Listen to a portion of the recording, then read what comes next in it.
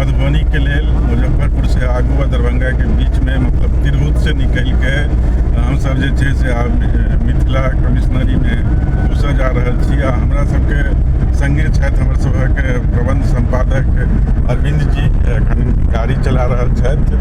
आ पाछू बैसल छथि शैलेश तिवारी जी जे हमर सभक राजनीतिक संपादक छथि, आ संगे राघवेंद्र सर जे प्रधान संपादक छथि। हमसब अखन जे छै से निकलल छी मधुबनी के लेल।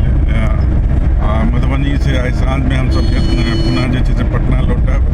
अखन हमसब देखलहुँ जे बढ़िया छै एहिठाम। अहाँ सबके एने से 27 से हमसब गुजरि रहल छी आ रोड अहाँ सबके देखा रहल छी जे बहुत चकाचक रोड छै। ई कहै छै जे विकास जे छै से मिथिला में भऽ रहल छै।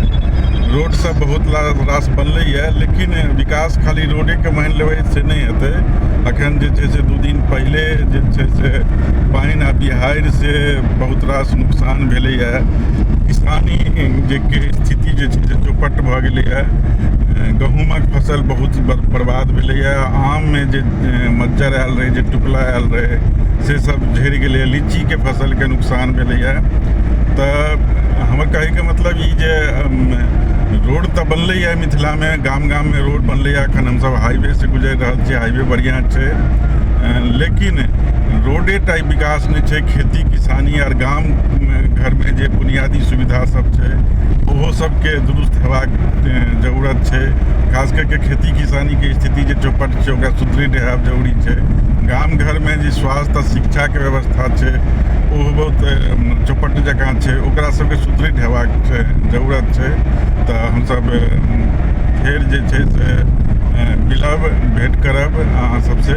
ताबत तक जे छै से हमर सबक चैनल अहाँ सब देखैत रहू आ संगे चैनल के सब्सक्राइब करियो, एकरा शेयर करियो अपन ग्रुप में, विभिन्न ग्रुप में, विभिन्न फेसबुक के पेज सब पर जे छै से एकरा सबके शेयर करियो ताकि हमर सबक उत्साहवर्धन होइत रहे। धन्यवाद।